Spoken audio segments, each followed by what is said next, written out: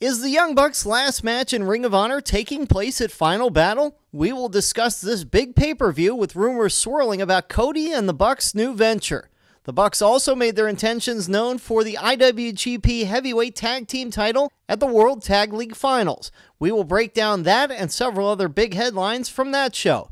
And the final WWE pay-per-view of the year, Tables, Ladders, and Chairs, is this weekend. We will highlight what we're looking forward to and get the betting odds from Rafael Esparza on some of the bigger matches.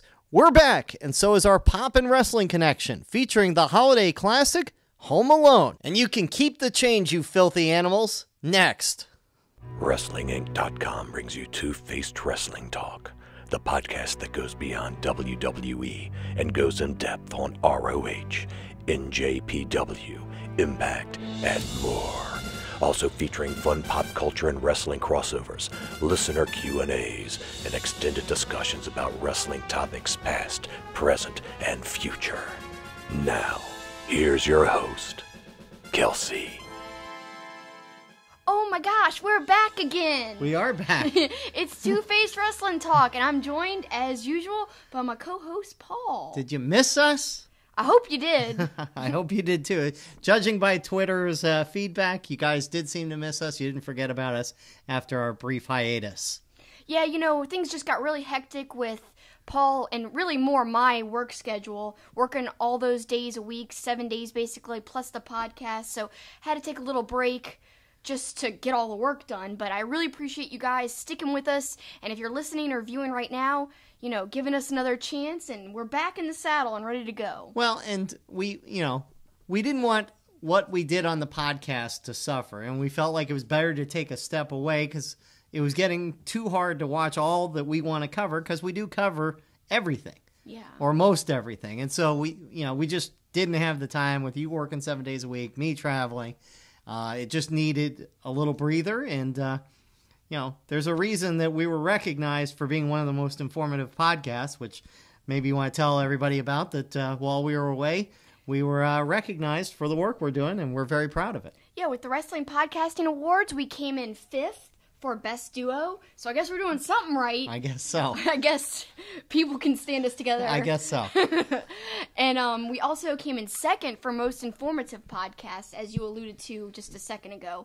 So pretty proud about that. Thanks, guys, for voting for us if you did, because, man, it sure means a lot. I mean, I know it means a lot to Paul and especially to me. We work so hard, and a lot of you guys have sent us messages saying that you can tell how hard we work, and, that really is super meaningful for me, because all the work's worth it if you can tell that we're actually putting in the work. Yeah, exactly. And so thanks for voting for us. It was really nice, because we were certainly contending, if you want to say it, with some of the big boys in the wrestling podcast business. So for you guys to recognize us, we appreciate it. Such an honor, yeah. And we want to recognize St. Arnold Brewing for supporting the program and continuing to do so. Great time of the year. The St. Arnold Christmas Ale is out.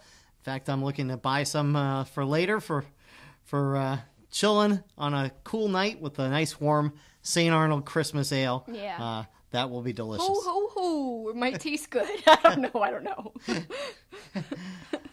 Why don't you tell everyone about our social media in case they don't remember? Yep, you can find us on Twitter at TwoFacedPod, TWOFACEDPOD. Go to twofacedpod.com. There's a tab, Find the Pod, and that's all the platform links you could, find where to listen to us. Also, it's got a link to Wrestling Inc.'s YouTube, which is where you can watch us if you'd rather, see us physically. Then there is your source for all the different ways to do that.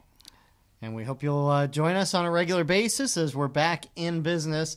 And we're going to start with a big weekend of wrestling ahead of us.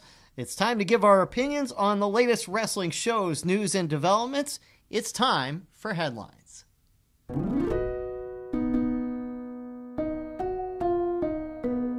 And we're going to start with Friday night's Ring of Honor pay-per-view, the final pay-per-view of the year for Ring of Honor. It's Final Battle, and they've already said this is going to be a 4-hour pay-per-view as opposed to try and crunch everything into 3 hours.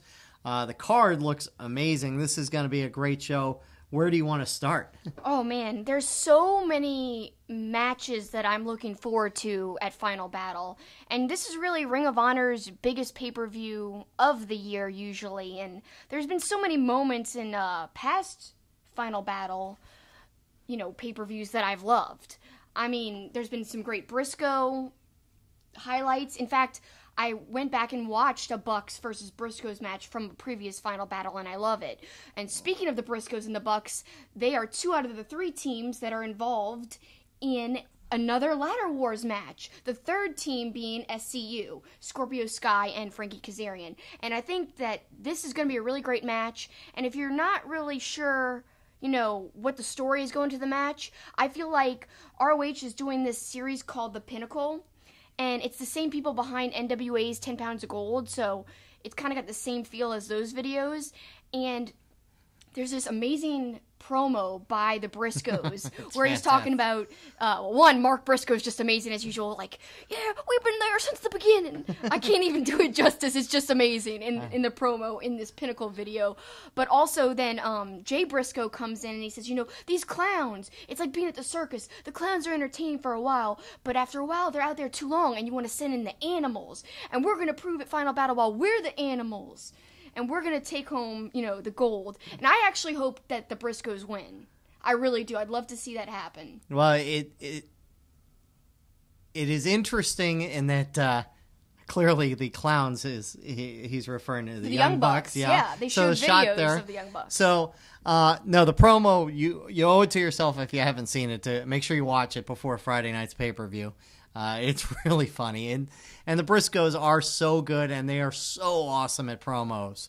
I think they're really underrated at promos, actually. Yeah. Like, no one ever talks about them as great promos, but what's cool is they'll just be, it seems like they're just, spitballing, going off the cuff. But it also feels like it's them. It's real, Yeah. So I love it. And maybe it's like people don't think that they're smart promos because they don't sound smart. You know what I mean? But it's so them. But it is so them, and it is smart, and it is, come on, that analogy, the clowns and the animals, is awesome. I would have never thought of that. Yeah. And if people might think it's offensive that they're calling the Young Bucks clowns, the way he was first saying it wasn't even offensive. He's like, yeah, the clowns are fun to watch at first, meaning like, the Bucks are high-flying and entertaining. They've got a lot of flash, like a clown would in a circus act. But when the animals come out, like, that's something like violent and ferocious. And I think that's what the Briscoes were alluding to by that comparison and stuff and that analogy. And the funny thing is, just no one ever gives them their due props. And this is going to shock a lot of people. I gotta say, I think my favorite tag team right now, and it's not the Young Bucks, but it's the Briscoes. The last few months, I've been feeling that more and more. After the Chris Jericho cruise, I had some, one-on-one experiences with the Briscoes. They were on my flight back, I was going somewhere else on the way back to NOLA. Right. They were on my flight, really nice guys, and they just were hilarious on the cruise, on Colt Cabana's podcast. They were telling funny stories. And then they had some of the best matches on the cruise as well. So they always deliver, and they've been in Ring of Honor since the beginning. And if you watch The Pinnacle on YouTube, Ring of Honor's YouTube, it's episode 2. It really highlights the Briscoes, and that's where the promo is. Well, and of course there's a whole underlying storyline of this is one of the central matches about it, but the Young Bucks, Cody, it's being rumored that they're going to start a new promotion called All Elite Wrestling. Mm-hmm. With the backing of the Jacksonville Jaguars owner, who is a very wealthy man, also owns Fulham Football Club in England's championship division of soccer. And so, I think everybody's assuming that this is going to be the swan song for the Young Bucks, which, means they're probably going to put on an epic match. Yeah. They always really excel in ladder matches. Right. Like, one of my favorite Bucks matches ever is Ladder Wars 6, where it was the Addiction. So we're not we're talking Frankie Daniels and Daniels. Yep. And then it was Motor City Machine Guns and the Bucks. Yep. And it was like an all-out brawl. Right. I mean, Daniels, that was almost like the start of his face turn. It was right before he won the Ring of Honor Championship. Mm-hmm. And the crowd was so behind him because he gave his whole body in that match. But the Bucks did too. Like, the Bucks did crazy stuff. And if you remember our other favorite match, one of our favorite ones we've ever seen live, the Bucks versus the Hardys. Now, that wasn't a ladder war match technically, but it was a ladder match nonetheless, and it was amazing. So they excel in that type of match. And we saw a ladder war at Supercard of Honor as well. Yeah, the one in New Orleans. Yes. Yeah, with Flip Gordon, and that was a 6-man tag. Yes, it was. So, very much looking forward to that. But while we're on the subject, let's talk about this All Elite Wrestling. A friend of ours, as we're coming into the airport today, Ryan says, "What do you think about the All Elite Wrestling?" He recognized Kelsi, of course, and said, "What do you think about the All Elite Wrestling?" And his exact line was, "Finally some competition for WWE." There's a lot of back and forth on the word competition about this. It's popped up here and there. A lot of people, including our fellow podcasting friends, like I know our good friend Smark to Death, they have said this. They said, not necessarily competition. This promotion is more, it would be like an alternative for hardcore fans who are already frustrated with WWE. Right. And I tend to almost agree with that in a way, because I think WWE is so big at this point that it's not really competition, but it could be competition if they somehow sway people who are a part of WWE now to come over when their contracts are up. Now, this might be years away from happening. Right. I don't even know. And all of this is pure speculation. Who knows what's really going to happen? That's one of the great things about wrestling. You could just speculate till the end of time and could still be wrong, or still not have thought of something that ended up happening in, at the end. But. Well, I think I'm going to take the other perspective on it too. Is I'm more look. I don't think as great as it's going to be. It's not going to be true competition for the WWE. They're always going to be the behemoth. What I'm worried about is what it's going to do to Ring of Honor. Like if Adam Page, if Cody, if the Young Bucks, if this is all kind of the end of this final battle. I don't know what Ring of Honor is going to do. I mean, that's a huge swath of talent that's going away. Now, granted, they've signed Jeff Cobb, who we'll talk about. They've made some signings. But, boy, they lose those 4 guys, and that's a big hit to Ring of Honor. It's a big hit of what they've been basing their storytelling around for, like, a couple of years now. Right.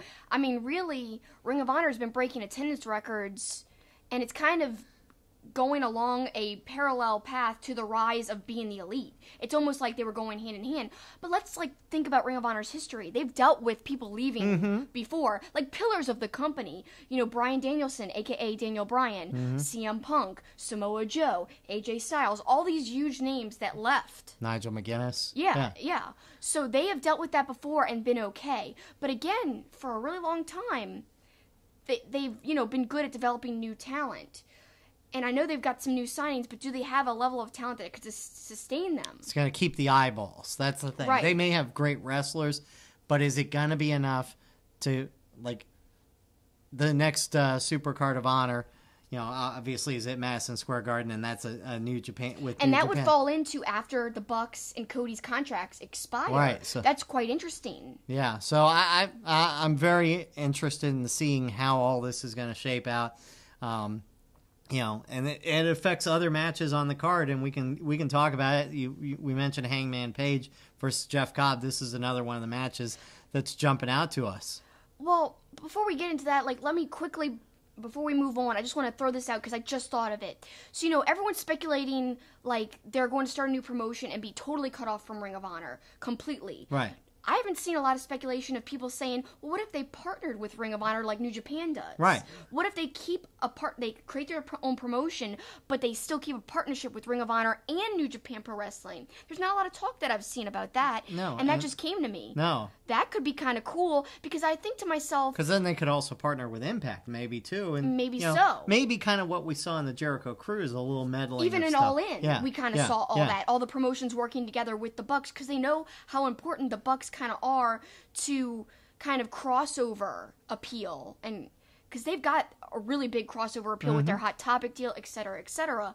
But I don't know why more people aren't kind of speculating in that direction, because I think the Bucks and Cody know how much Ring of Honor kind of did for them with All In. And I don't think they could have broached their contracts, but Ring of Honor let them do that, basically. Right. I can't see them turning their backs completely. Right, and crippling Ring of Honor. So I agree with you. I think this may be their last, under contract, all these guys with Ring of Honor. I'm complete agreement with you. I think they're going to work together with Ring of Honor because, like you said, they know what Ring of Honor has meant. And, I don't think there's any sort of, we don't know, but I don't think there's any sort of backstage, they're revolting against Ring of Honor. They hate Ring of Honor. And, no, because they've done a lot for them. Right. So I don't think they would turn around and turn their backs on Ring of Honor and completely try to put them out of business. Well, we'll just have to see, because, Joe Koff basically said he didn't think they'd be in Ring of Honor. But, I think things are still up in the air. So we'll have to see how the technicalities play out. And that's the important word here, technicalities, because I'm sure there'll be a lot of them going forward. But let's get back to what you were going with about Jeff Cobb. Well, I think he's going to have a great Page. match against Hangman Page. And Jeff Cobb's one of those newer stars that they're going to have to start relying on if the Bucks and Page and Cody do leave. But regardless, it's going to be a great match because Jeff Cobb is going to be defending his title for the first time. And, of course, he's going to want to have an amazing match. He's a great athlete. I think that's going to be kind of like an underrated match that could steal the show. Not be the best show, but it might be really high up there. Because Hangman, if it is his last show with Ring of Honor, I think is going to want to really pull out all the stops. I agree. And he's done some crazy stuff on pay-per-views as it is. So. Even at the Hammerstein, I think that's where he jumped off the balcony. I think so. Yeah, and that was insane. You remember that? Oh, that was scary. That was really, really cool. So what's he going to jump off this time? I don't know if you can get much higher than what he did last time. Well, I know the other match you're really looking forward to is Marty Scurll versus Christopher Daniels. Yeah, everyone kind of downplays Christopher Daniels, but, not in ring, but no one ever talks about him as one of the great promos, kind of like the Briscoes, like we were just talking about. But Daniels consistently always surprises me with his really passionate and heartfelt promos. He had one a couple of years ago, right before, he had that Ring of Honor World Championship match against Adam Cole, and he said how much he needed to win, how much he needed it to happen, and he apologized for what he was going to have to do, etc., and he cried. Right. Again, building up to this Marty Scurll match in that Pinnacle YouTube series on Ring of Honor's YouTube channel, more great Christopher Daniels sound bites, kind of like a promo, just everything about it is good, and yeah, you might not be thinking it would be the best match on the card, but I think it is going to be a really good match to look out for. Well, and along the lines of what we've already talked about, his contract is rumored to be up. Yeah. So he could be on his way to All Elite Wrestling as well. So, or maybe just retiring, which they're kind of teasing too. Right. So there's kind of some drama there, but I also kind of want to talk about, there's all these last matches possibly in Ring of Honor, but somebody's kind of first match with Ring of Honor, Zack Sabre Jr. And what a great match to have against Jonathan Gresham. Two kind of mat-based wrestlers. Submission. Yeah. Yeah. I think it's kind of an off-the-radar match. I don't think anybody's zeroing in on it, but I think it's going to be fascinating to watch. I think it's going to be one of the best matches, and people are not going to think that. Yes, it's not high-flying, but I don't think it's going to matter. It's going to be great, and with this heel Zack Sabre Jr., that's going to give the pizzazz to the match. Not high-flying, not crazy moves. So I'm really looking forward to that. That might be, in my top 3 that I'm looking forward to, because I just love Zack Sabre right now. And finally, the title match, Jay Lethal versus Cody. This is the franchise basically going against Cody, and they've had some great promos as well. Again, the Pinnacle series kind of highlighted both of their sides of the story going into the match. It really has built in layers, and I've liked what they've done because they have had some singles matches, but this one feels a lot different. Cody criticizing Lethal for always being the franchise and almost like making fun of him in a way, whereas Lethal's kind of saying Cody of course has a problem understanding this because he has no loyalty to any company or to anyone. Kind of a subtle dig to how he might be leaving, like we've been talking about this whole first segment. So I think that's kind of interesting, and they've had some great interview bites, really passionate stuff. I love how Lethal's coming off like he is so invested in Ring of Honor. And really, every time I've ever, talked to him or interviewed him, he really comes off like that's how he truly feels. Right. Well, he loves the company. They've squared off in the past. We saw the bull rope match at the Supercard of Honor in Lakeland, which was a good match. And so let's hope they can do even better than that. Well, let me just be critical for 1 second. Sure. Because people might be like, oh, you're so pro ROH and stuff, and you're never critical. But I am critical. So I love Cody Rhodes. I love his character work. And I really do think he can have some great singles matches, especially when there's a story behind it. Like the Aldis match might be one of my favorite matches of 2018 because it had such an emotional story arc to it and everything. But you referenced the Supercard of Honor match against Lethal with, you know, the bull rope or whatever. The match was great, but when we rewatched it, there's some really awkward parts. Mm-hmm. And there were some awkward parts in other Cody singles matches. This happens every now and then, and I've been critical of him blading. Mm-hmm. Yep. And I have a feeling we could see that again. Yeah, I'm sure we will. So I just think he blades a little too much, and I know it's kind of like a tribute to Dusty, because Dusty did that. He wore the Crimson Mask quite a lot. And yeah, that's kind of like an old school feel, but I feel like there is a point where you don't need it and it becomes too much. So I don't want to see a lot of blading, or any. I would like it if there's none. We'll see, whatever. And I hope that Cody, you know, is on his A game, kind of. I hope there's no awkward, like, fumbling under the ring for a blade. We'll see. Well, that is coming up this weekend, but let's shift our attention to what happened last weekend. And it's the World Tag League Finals. And it was a great show, but there was actually some stuff leading up to the World Tag League Finals that we wanted to talk about because we've been away. We have been away, and our good friend Amy, who is really a loyal listener to the podcast, we love you, Amy, she told me, you know, to check out this Suzuki match. And I really, really enjoyed it. It was Taichi and Zack Sabre Jr. versus Suzuki and Iizuka, and it was awesome. And what I think was awesome was it almost felt like a singles match, even though it was a multi-man tag match.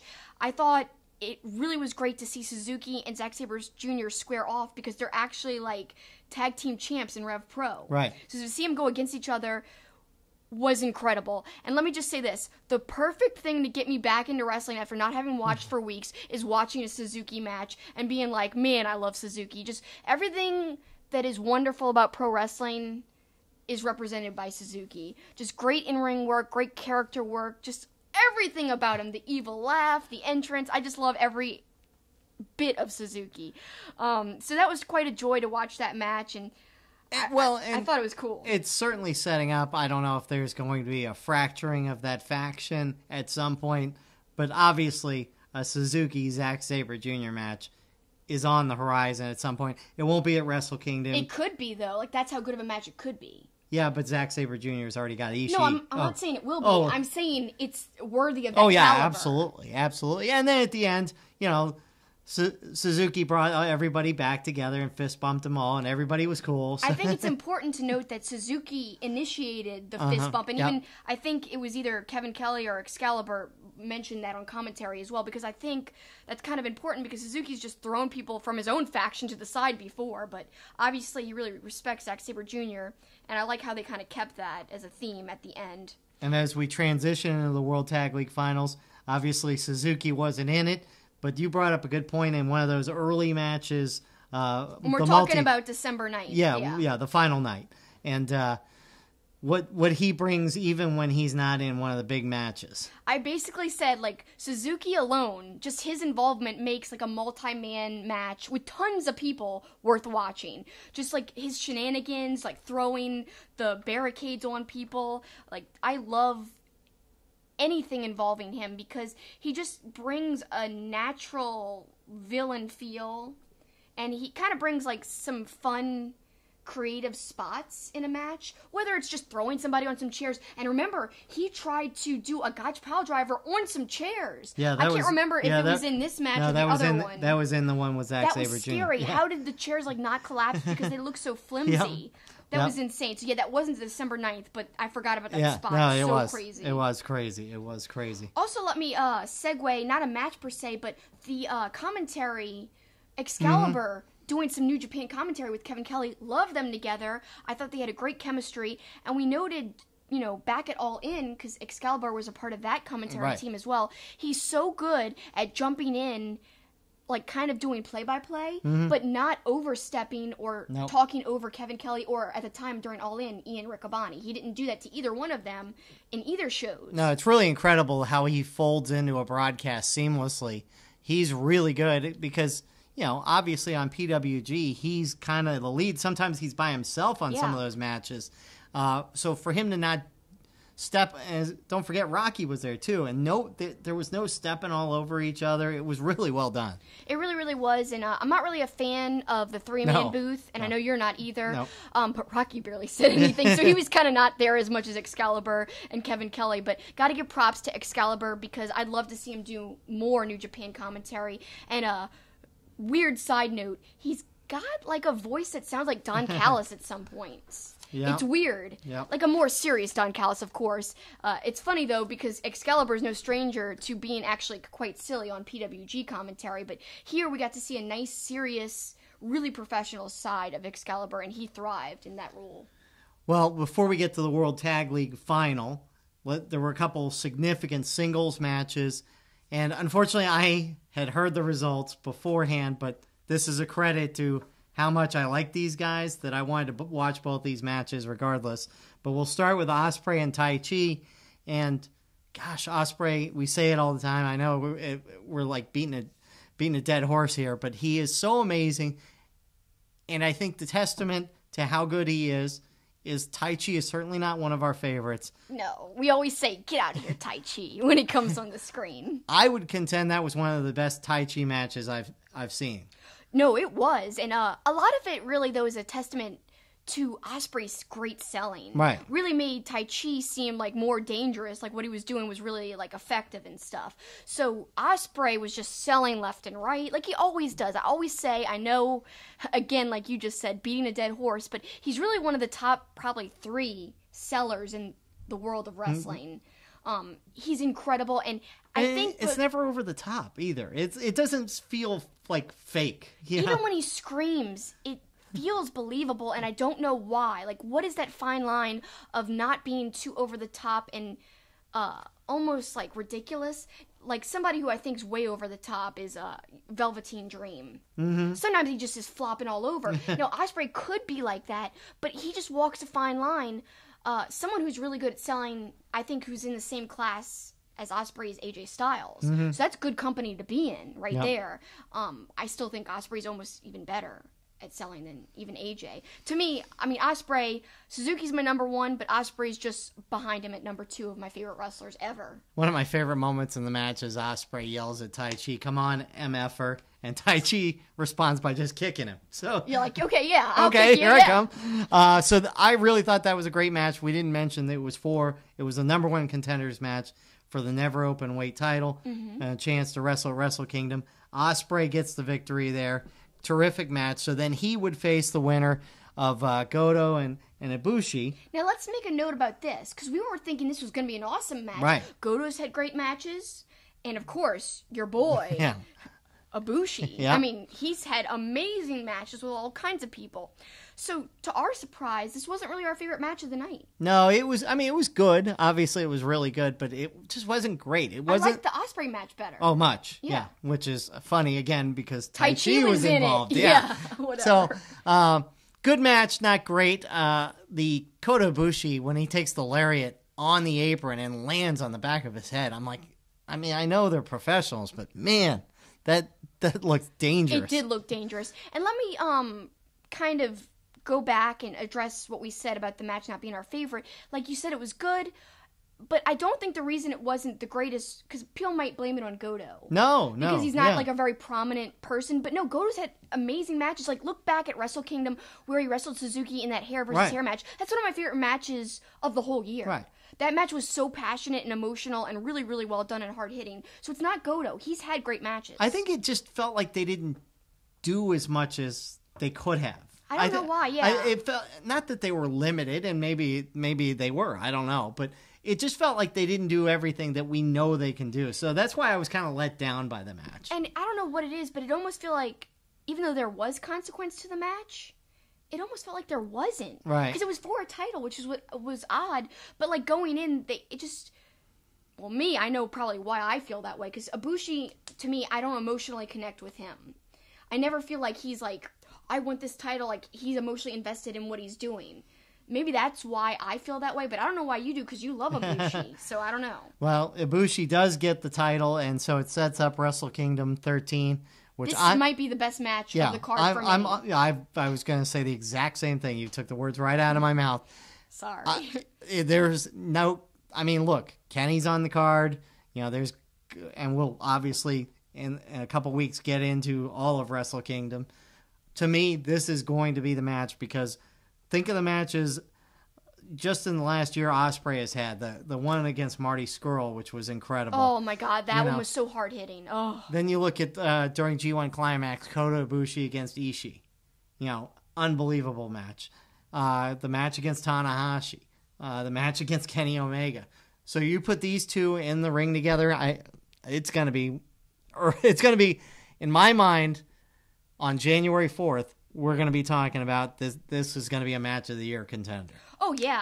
I don't know how it's not going to be highly rated. It's going to be amazing. Two of the best high flyers, ever in the world. Whoa.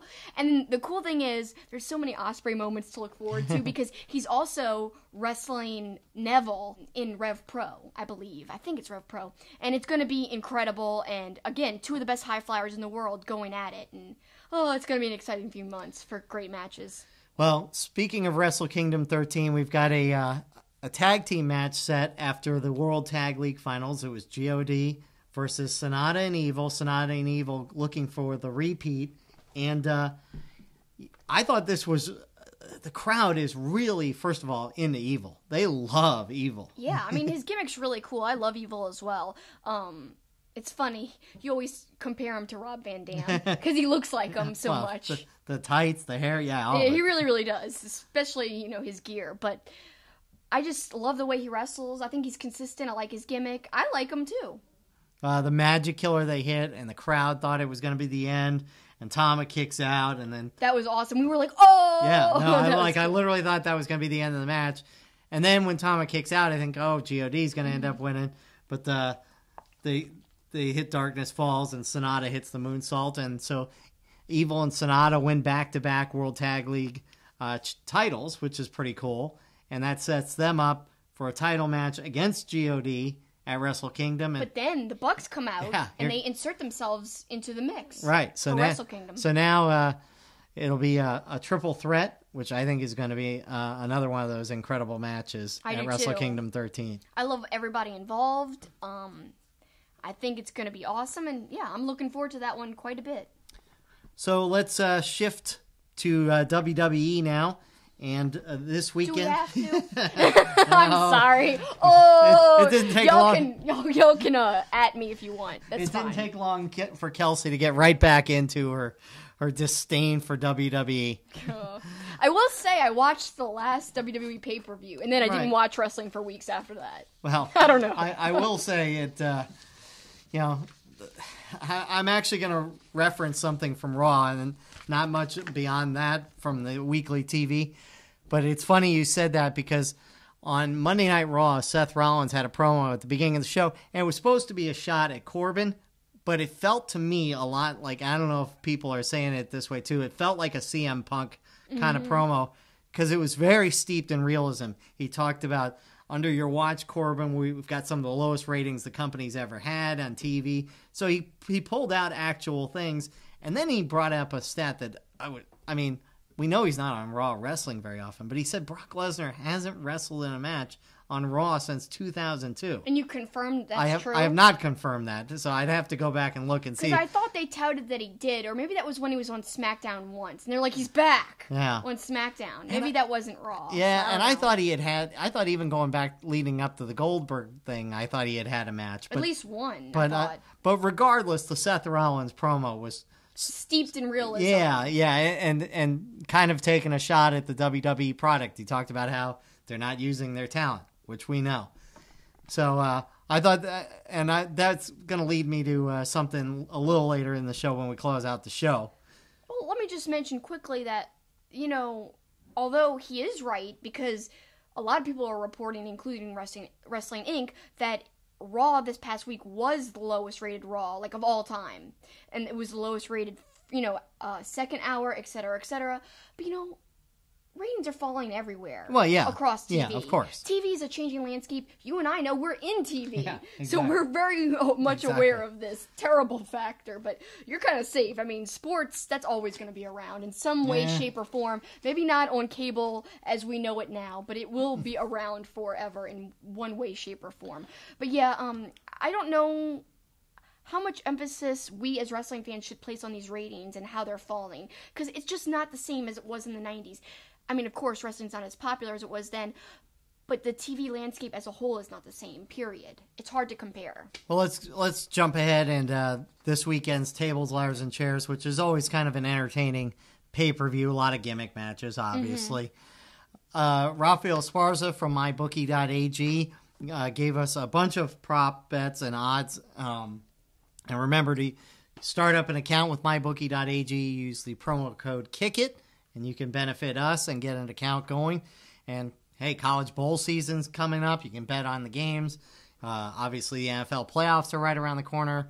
And, of course, the Super Bowl with 1 million prop bets. And Raphael does all kinds of cool entertainment odds as well. Yep. So you could find all of his entertainment stuff on MyBookie.ag. And soon he'll be starting a podcast, and I might be a guest every now and then, all about entertainment betting. Yeah. That should be really interesting. He just had a great XFL prop bet, too, that he released on whether who would be drafted in the XFL. So definitely check that out. But he also obviously does the wrestling odds.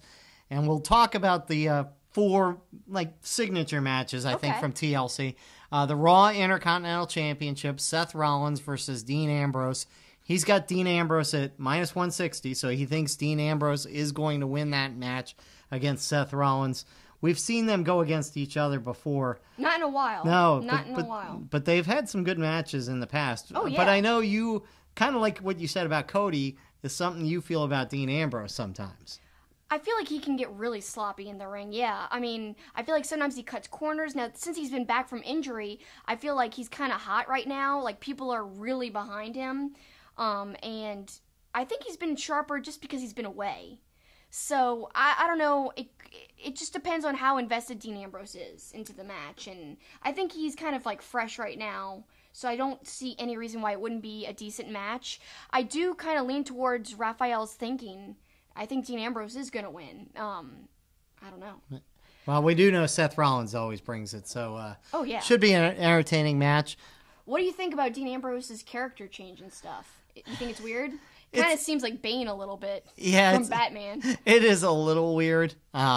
His whole thing about getting injected against Rollins and the people when he was getting the shots in the doctor's office. Yeah. All kind of a weird thing, but, do you think it's working, what he's doing? I don't know. I don't know if it's going to make him truly a heel.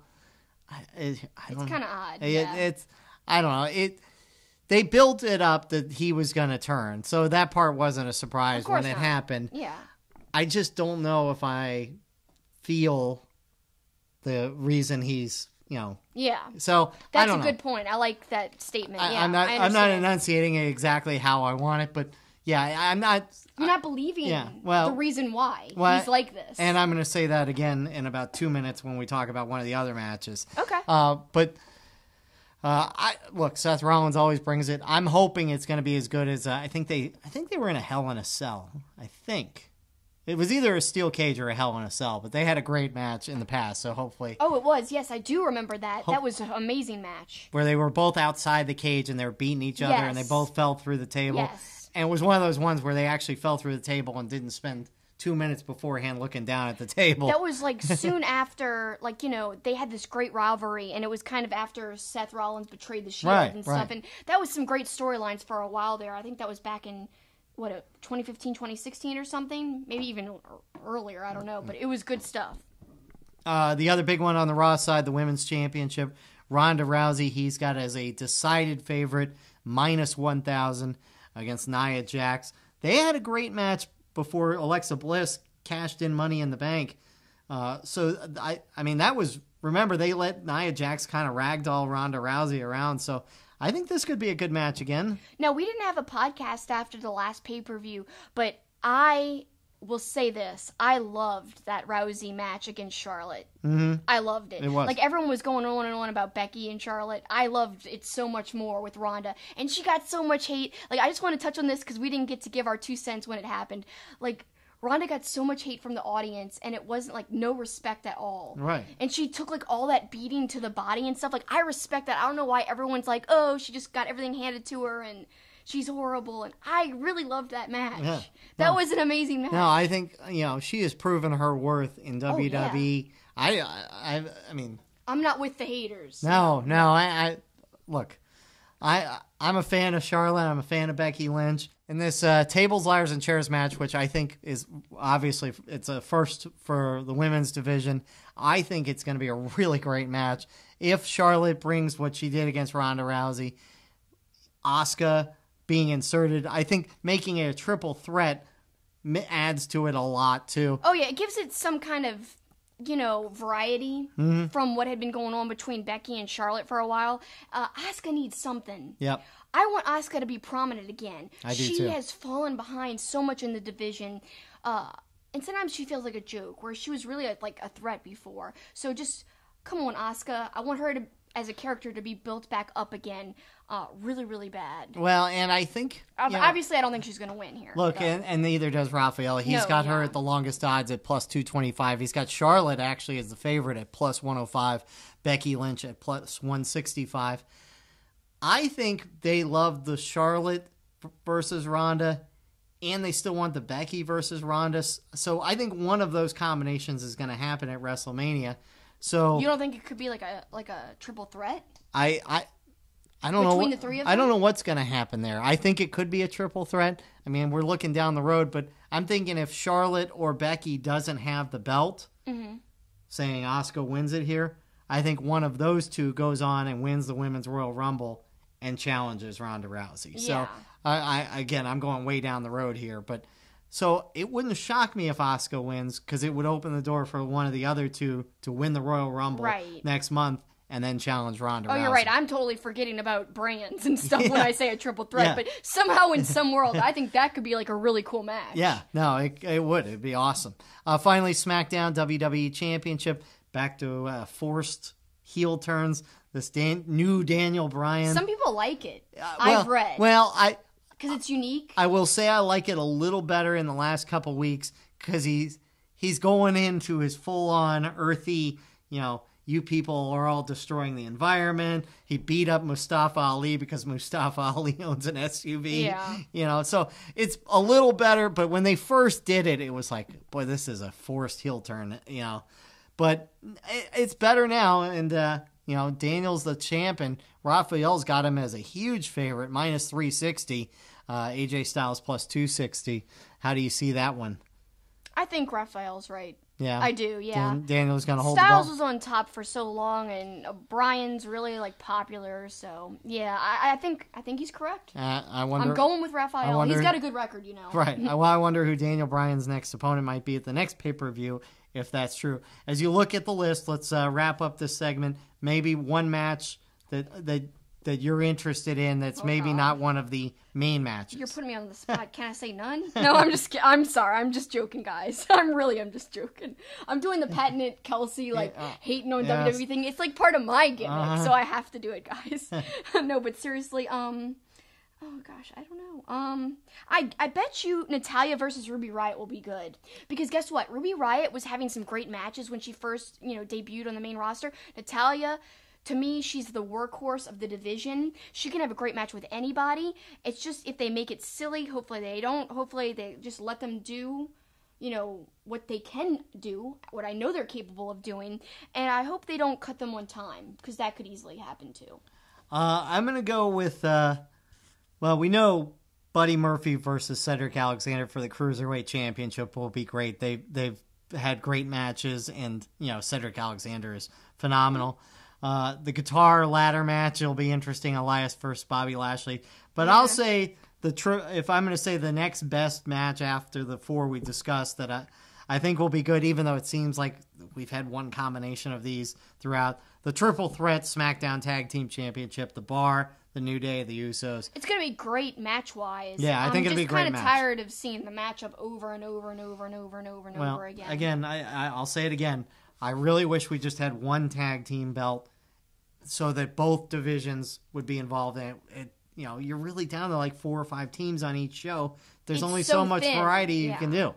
I think it's kind of important to note Finn Balor versus Drew McIntyre might be good because they're great athletes. And the match quality itself might be really, really, really good, unless it's cut for time, which I don't want to get my hopes up too much. I mean, these things always happen where you think the match could be amazing and then it's just super short or ridiculous finish, etc., etc. Well, as long as this show is, and there's probably going to be a couple other things thrown in there, there are some notable people that aren't on this pay-per-view.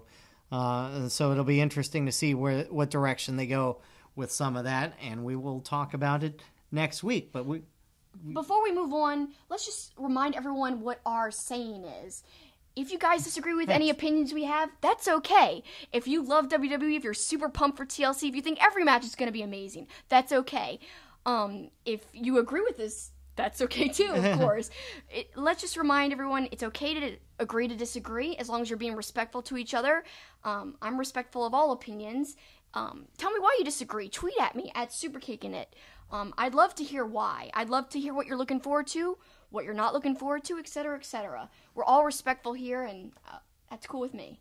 All right. And as we mentioned at the beginning of the show, we're back. And also back is the Pop and Wrestling Connection. Now, before we went on hiatus, we had started doing those as a standalone, and that will happen again sometime after the new year. But with it being Christmas time, we are going to revisit, as Kelsi shows off the Merry Christmas, You Filthy Animal, from Home Alone, of course, a holiday movie. Yeah, I'm wearing my sweatshirt thematic right now just because we're talking about Home Alone and wrestling. How does that fit in? Well, we're going to be talking about that next. So stay tuned. Merry Christmas, you filthy animals, and a Happy New Year. Much better than how I did it. St. Arnold Brewing Company, located in Houston, is Texas' oldest craft brewery. Their goal is to brew world-class beers and deliver them to their customers as fresh as possible, making them the best beers in Texas and Louisiana. Their customers are beer lovers, people that appreciate great, full-flavored beers. So whether you're enjoying an art car IPA or a smooth-drinking lawnmower, look for St. Arnold beers throughout Louisiana and Texas. Our awesome wrestling logo is by artist Eric Hodson. You could check him out at erichodson.storeenvy.com, where he has tons of other wrestling artwork. He really is an incredible artist. His Twitter handle is @DreadedDinosaur, which is named after his comic series, The Dreaded Dinosaur Man, which you can find on webtoons.com. Thanks, Eric. We really love your logo. Welcome back to Two-Face Wrestling Talk, and now it's time for one of my favorite segments, the Pop and Wrestling Connection, and this one's about one of my favorite movies, which would be Home Alone. Now, we've done this Pop and Wrestling Connection a long, long time ago, back where we had, a much smaller audience, so we didn't have as many responses, but we kind of want to play our old responses because there were some great old ones, but we have new ones as well. And we wanted to do this because Christmas is just around the corner. A few days away, and so it's very thematic, you know? Thematic. You're all about that. Thematic. Yes. Exactly. So we're going to start by running the original segment, our discussion, and some of those answers. And when we come back from that, we will go through some of the new answers. Yep. I'm so excited about this segment. It's one of my favorite movies of all time. Not only the first one, but the second one. The question is, you're Kevin McAllister. You know the wet/sticky bandits are coming for you at 9 p.m., but you have time to recruit 2 wrestlers to help protect your house from Marvin Harry. Who do you choose and why? Well, I think we'll go through some of the viewers' answers first, and then we'll get maybe some of our thoughts. I've got 2 kind of random ones. So I can't wait to hear yours. So let me quote some people from social media now. Darnelius Montgomery said, Tanahashi, because you can imagine him hitting a high-fly flow from the second story on Daniel Stern. And also Rey Mysterio Jr., because he is small enough to hide in places. and pop out at you. That's a great one, and I think that would be one epic high fly flow. Like, just imagine Marv sitting there laying on the pavement, Tanahashi coming down, and he goes, Harry! Harry! Oh, it's so good. Oh, I love that one. Tosh Bryan said, good question. I would pick Ryback for a few reasons. One, he is thick AF, and a meat hook would have Marv laying on his back for sure. Two, he and Kevin would enjoy a lot of cheese pizza, chanting, feed me more, feed me more, feed me more. That is also an amazing answer, and for sure, I could see this happening, but I think the problem lies in that Ryback, like Buzz in Home Alone 1, would hog the cheese pizza and just really make Kevin quite mad, and I think they wouldn't be able to work together after that. So they wouldn't have a friendship after that. The next one from Grant Fletcher, and boy, we've got some good ones too. Boy, I just randomly read this question, and of course it's tied into me. First off, the Boogeyman, because he's already there. I love that, the Boogeyman, one of my favorite. All he'd have to do is eat those worms right in front of those guys, the sticky bandits, although they're sticky, so maybe they'd like that. And then Scott Steiner, because he's Paul's fave. Well, here's the thing. I don't think Steiner would be effective, because if Harry and Marv just ran from him, he wouldn't be able to catch them. Although, if he flexed his arm and talked about all his freaks, maybe he would scare off Harry and Marv. Well, I think that Scott Steiner would actually be great to defend the house with Kevin. He could, like, lift Kevin up, throw him at Marv and Harry, and just, I love how mad the whole idea of Steiner makes you. This is perfect answer, Grant. And I loved Grant's comment about Steiner helping out with the booby traps. He said Steiner's nickname should be the Big Bad Booby Trap Daddy. That is actually pretty flippin' clever and creative. I love it, and I guess Steiner will have to help out with those traps if he wants to be worthy of the nickname. So another great comment is Alberto Yamazares said, I would pick the Mean Street Posse because they would try to help Kevin at first before trying to do a double cross on him. But since Kevin McAllister is a genius and they are a bunch of bumbling fools, he would catch on quickly and wind up setting a massive trap on the bandits and the posse, which would be hilarious. I like your movie writing / booking there. I think that would be perfect. It would. Another good answer comes from Chibs at Chibi Halloween. Sami Callihan and Braun Strowman. Braun! She wrote it out like that. And then I responded with, yeah, Braun is the perfect choice. And a lot of people actually said Braun. And of course, he'd be a great choice. Obviously, Braun is a friend of all children, since he and Nicholas got along so well together. So I think that would definitely work. But I asked her, I said, man, I'd be scared to let Sami Callihan in my house. And she goes, I would put Callihan outside the house like a guard dog. Perfect response. And that would make more sense. Don't let him in your house, guys. You don't know what he's going to do. This next one's probably one of my favorites, too. Josiah from Canada at WR_Central. Brock Lesnar, duh, who'd rob him? And Minoru Suzuki, murder Grandpa for the save. Actually, a lot of people said Suzuki, and my comeback each time was, yeah, guys, Suzuki would work, but think about his personality. And this is a big part of the question. You can't just pick any wrestler ever. You gotta take their traits and characters into account. Suzuki is so evil. He might actually end up trying to throw bricks at Kevin's head along with the sticky / wet bandits. Suck brick, kid! But in Japanese. So I just don't think that Suzuki would end up helping Kevin. I think he'd wind up trying to beat up Kevin. Maybe. And that would be, not in his nature to help. help. I think we know Suzuki's a big softie, though. All you gotta do is give him ice cream and he's happy. Yeah, that's what one of our followers said. They posted a picture of Suzuki enjoying some nice ice cream. In fact, it was Panda King at Panda King 73. He said ice cream seems to make Suzuki less evil. And his answer was Brock Lesnar and Suzuki as well. So just to mention that a couple people thought that as well. Other notable answers include The Wrestling Life at TWL_podcast. They said Jushin Liger, hero to all, friend to children. And Broken/woken Matt, well-versed in defending home invasions. Oh my god, it's like the perfect answer. I wish I would have thought of Broken Matt, because of course he's defended his home, along with, Vanguard 1 and his whole family, Senior Benjamin. They're great at protecting their home. So, perfect answer there. Joshua McGee says probably Tyler Breeze and Fandango, because it would make a hilarious situation. I agree, and I like that one too. And then the artist who designed our Two-Face logo, Eric Hodson, says, Roman Reigns. The Wet Bandits would take one look at him and lose interest. They'd walk away saying how boring he was and wouldn't want to invade the home anymore. This is gold! I wish I would have thought of this myself. So many creative answers. Of course, I kind of thought of this myself, but I thought it was too obvious for me to say this answer since you say I'm a Young Bucks mark. But who did go in that direction was Burke Macklin, at Burke Macklin 11. Young Bucks. After they get rid of the Sticky Bandits with several super kicks, hopefully they would ask me to be in the new Being the Elite video. Nice answer there. Who wouldn't want to be in a BTE episode?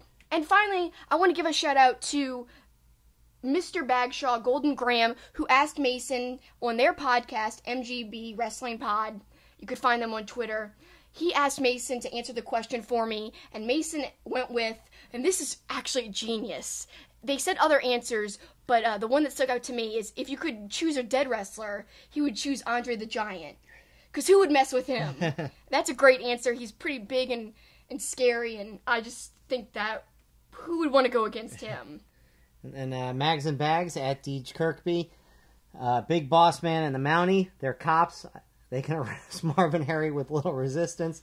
Then Kevin can settle down to finish watching Angels with Filthy Souls with a lovely cheese pizza. He'll enjoy that cheese pizza as the bandits go away and get locked up. That's a great answer, too.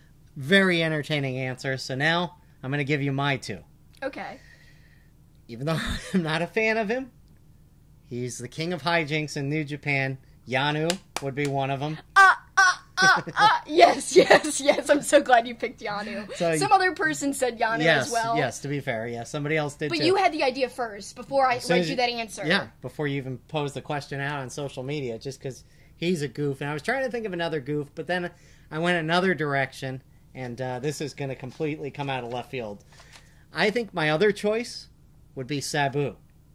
Because he's used to using all sorts of household things as weapons. So Sabu would hurt Marv and Harry with a variety of weapons because he's been hurting people with a variety of household items for years. That is a great answer, but like Sami Callihan, I'd be super scared to let Sabu in my house. Get out of my house, Sabu! Get out of my house!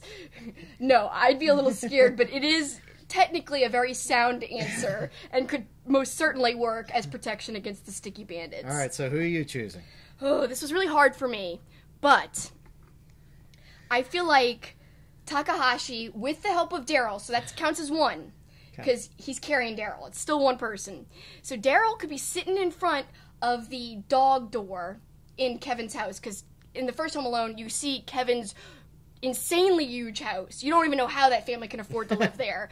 So Takahashi would place Daryl right in front of the little door. Marv sticks his head through, looks around, and there's Daryl sitting there, confusing Harry, basically. I'm sorry, confusing Marv. You know, what is this stuffed cat doing here? And then, all of a sudden, Daryl flops over, and you see Kevin and Takahashi with their little BB guns. They'll both have one. They start shooting him in the head. That would be awesome. Also, a staple gun. I think it'd be perfect. And even more so than Daryl being an asset for Takahashi and for Kevin, I feel like Takahashi would be great at helping Kevin draw up the battle plans. As we've seen in the Best of Super Juniors tournament, he's got that great big scrapbook that he's drawn with all of his opponents, and just cool stuff, cool writing all in it. I feel like, as we saw in the second Home Alone, Kevin, basically unfolds his battle plans. Very, very intricate plans, laid out, drawn all over the place. Lots of stuff designed there. Takahashi could really help with that. He's obviously got some art skills, so I feel like Takahashi would be a good choice for that. But really, he's creative. He does high-flying spots, so he's somebody who could jump off of, the second story and land on Marv's head, and maybe even help set Harry's head on fire as well. So my second choice is kind of similar to yours, actually. I didn't go with Sabu, but I went with Jimmy Havoc, because no need to rig up a crazy staple gun Rube Goldberg machine. Just have Jimmy Havoc walk up to Marv and staple him right in the head, because he does it all the time. Right. So no need to set up these elaborate traps. Havoc would just take all kinds of items and go right to Marv and Harry and do these things one-on-one, which is a huge asset for Kevin. More time for him to sit back and call the bandits, "your big horse's ass," and do all kinds of funny things. And I just love this question. I don't know how it popped in my brain, like I said earlier. I also have a substitute if one of the other two can't show up. Or an honorable mention. Brian Malonis, because we were talking about big wrestlers, and there's this great scene where Marv gets hit by a tool chest falling down the stairs, and his nose is all like squished, and he's like, "That was the sound of a tool chest falling down the stairs." So instead, it's Brian Malonis flipping, running down the stairs, coming for Harry and Marv. You better watch out. He's a force to be reckoned with. He's the kingpin. And so instead of, Marv going off about the tool chest, he goes, "That was the sound of Malonis barreling down the stairs."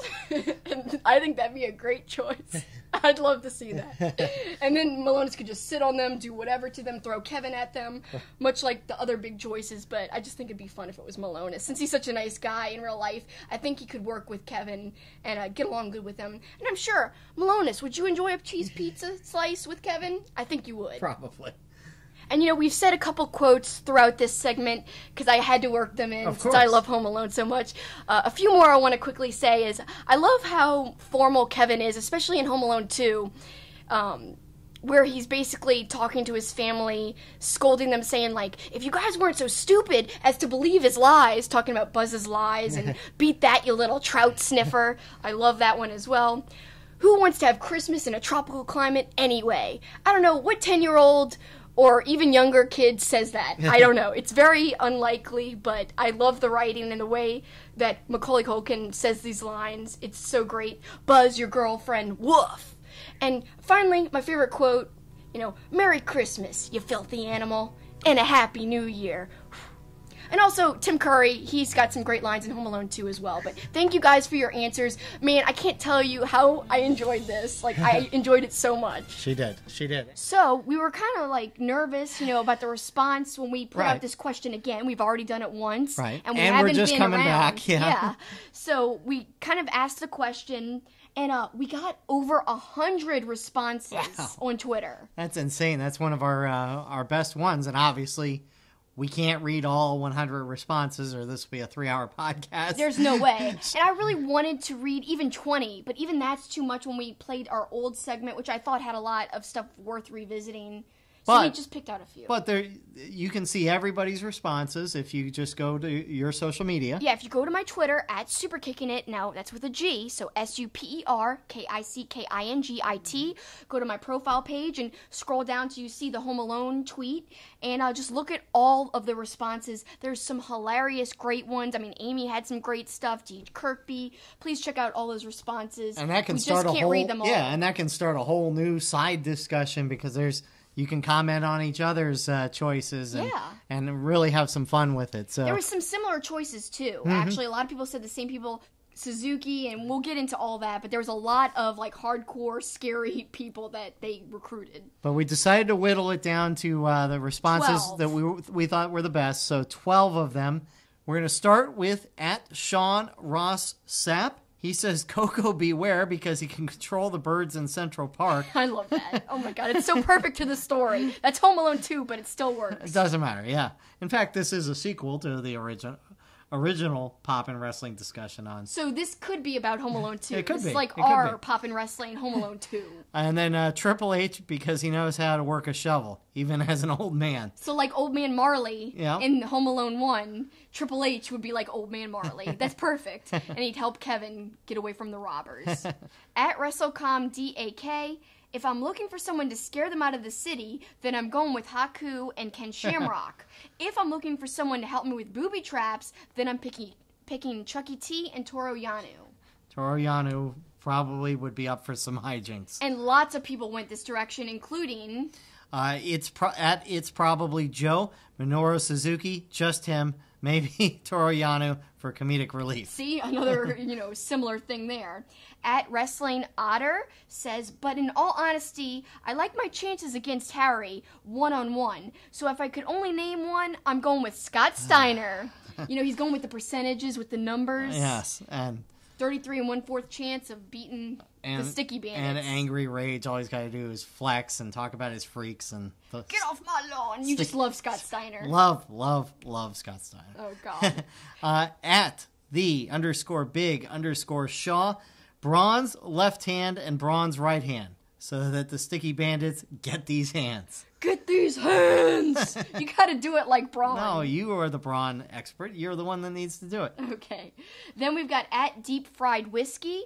He says, Big E and Xavier Woods, you get the best of both worlds. They can be physical protectors, but also help with the most elaborate of pranks and defenses. Which is to say, Marv is definitely still getting stuff dropped on his head and smashed in his face. No fists needed. So still gonna have a brick. Suck brick, kid! And then, in turn, actually, Marv is the one who gets, hit with a brick. He sucks. I'm just not sure how much pancakes are going to hurt the Sticky Bandits. Well, that's true. I mean, I don't think that's going to hurt anybody, but maybe cereal, throw it at their eyes or something. Or put them like the ornaments, where they have to walk over them and, they trip and, fall over the cereal bits. I don't know. Next one, this is actually a pair of them. From at Goad Phillip, who said, Stan Hansen and Haku, have fun, Marv and Harry.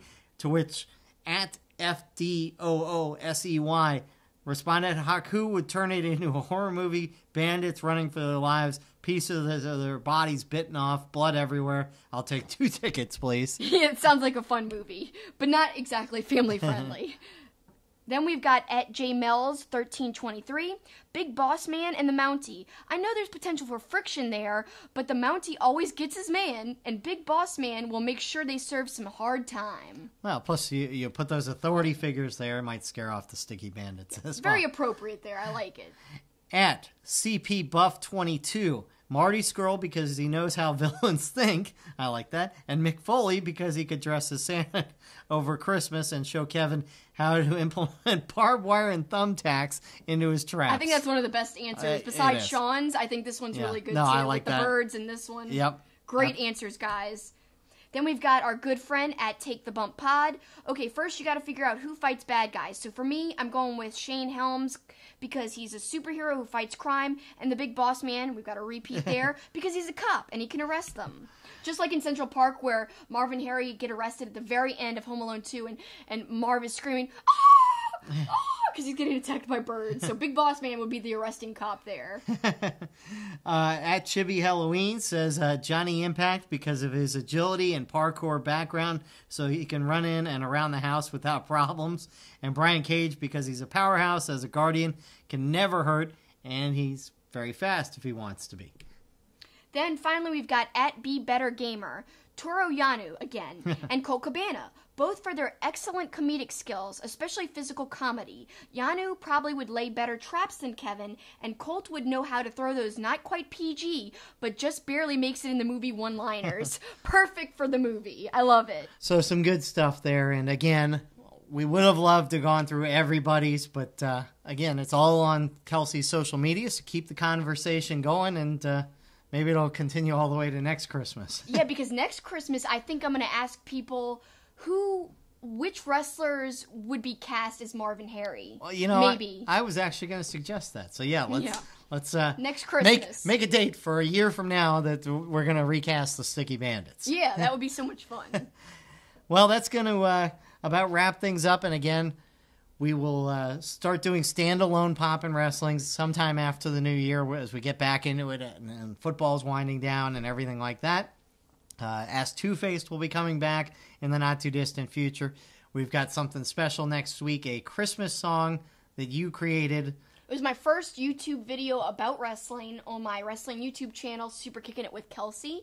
And it's all about Broken Matt, it's about the Young Bucks, and it's about AJ Styles. It's kind of like a fast-forwarded video of me decorating my wrestling Christmas tree, and it's a spoof of Let It Snow, but wrestling. Yes, it's very good. It's ridiculous. You'll be able to see it on the YouTube channel. We'll play it here on the podcast next week as we get ready for Christmas and we look back at TLC and Final Battle. We're going to have so much to talk about Final Battle. I'm so excited. I can't wait to watch the show. I'm really looking forward to that show. That's my show of the weekend, I got to say. Yeah. What about you? What's your show between... Oh, yeah, there's no doubt Final Battle is probably going to be the better of the two shows, but I am really looking forward, if Dean Ambrose brings it, seeing Seth Rollins and Dean Ambrose. They've had great matches in the past, like we said. I think it's going to be great. And the triple threat table, ladders, and chairs, the women's match, I think is going to be phenomenal as well. Asuka is going to bring some great stuff to that, and she's hardcore. She fought Suzuki. Yeah, exactly. And he really let loose on her. So I know she's not afraid of weapons and stuff because she faced the ultimate weapon, right? Which was just Suzuki. Yeah, I'm saying he's a weapon in itself. If she's not afraid of Suzuki, she's not afraid of anything. So. Exactly. But that's all coming up. Let's talk about something else that's coming up as we close out the show and send them home. What do you got, Kels? Well, I just want to also preview for, in the next few weeks, one of our shows. What we're going to do is, on Twitter, we're going to ask everybody what was their favorite matches from each different promotion. So New Japan, Ring of Honor, WWE, NXT, and Impact. We're going to say, what's your favorite matches? And we're going to read some of the responses. So this isn't a poll. It'll just be like a question, and we're going to look through all the responses. We're hoping it's as popular as the Home Alone question, that we have that many answers to look through, be as, detailed as possible, because I want to know why you chose the matches you chose for each promotion. Right, so each of those 5 promotions, and obviously those are the only 5 we chose. If you want to add something from Rev Pro or Lucha Underground, PWG, you can do that too. You can make an honorable mention, and we'll add those as well, because obviously PWG is always great. We've seen some great PWG matches. Man, that's some of my favorite stuff. We've seen great matches in Rev Pro. We saw great matches at WrestleCon this year. So. Oh, we did. Yeah, the Super Show was incredible. So, looking forward to that, Kels. I think that's going to be really good. Yeah, I'm excited. Please participate. Just keep, up with our social media, Two Face Pod and at Super Kickin' It for my Twitter as well. And I'm going to just kind of revisit something I touched on when we were going through WWE, and I was going to kind of save it for closing out the show, but I got ahead of myself. So, the Seth Rollins promo at the beginning of Raw, and I wanted to tie it and his reality talk about wasting talent, and he mentioned how the Revival's being wasted in Lucha House Party matches, how talent's not being used, and how the ratings are down, and all that was great. I also saw a tweet. I wish I had screen captured it so I could remember who said it, but it's the absolute truth. On WWE, SmackDown is not big enough or long enough for all the rivalries they have and all the talent that they are trying to use. Whereas Raw is too long for the amount of rivalries that they don't have. Right. Because, man, you watch Raw and there's just there's no storylines being developed. Meanwhile, you see what Randy Orton's doing with Rey Mysterio. You see what Samoa Joe now has done in the last couple of weeks with Jeff Hardy, which has been fantastic. Samoa Joe at a bar. Samoa Joe telling Jeff Hardy, look, we all know Samoa Joe is one of my top 5 people in wrestling, period. And rightfully so. But I think we've always said Raw is too long. I think the other reason that SmackDown works is 2 hours is short enough that it leaves you wanting more, as opposed to Raw sometimes feels like a chore to get through. And that's why the ratings are down. Yes, ratings are down and everything, but it's too much of nothing. I think hopefully in 2019 there will be a title shift in the shows to try and make it more exciting, because there are a lot of underused and non-used personnel on both shows, but especially on Raw. And quickly, to kind of close out the entire show, I kind of want to touch on something you said. You said the Revival is being wasted. That was part of the promo. Right. Funny. So the Revival and the Bucks have had tweets going back and forth saying that one day, remember this tweet, they will face each other. They both said it.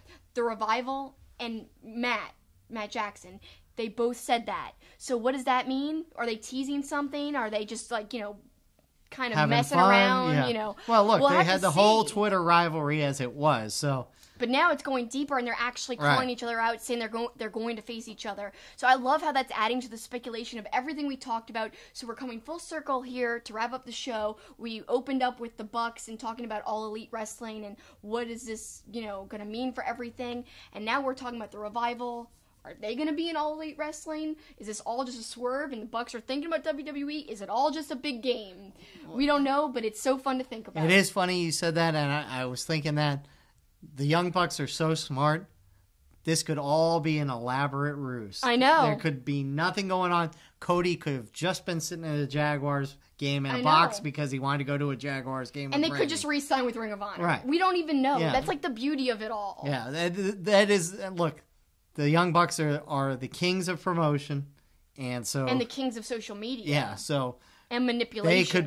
They could be using everybody and getting ready to pull the wool over everybody's faces. It's just so cool how many possibilities there are, and that's what's great about wrestling. So we hope you guys liked and enjoyed hearing us talk about wrestling, because obviously we're having a lot of fun getting back into everything. Hope you're having fun getting back into listening to us. Thanks so much for your time. It always means a lot to us. And thanks for joining us. Yep. That's the finish.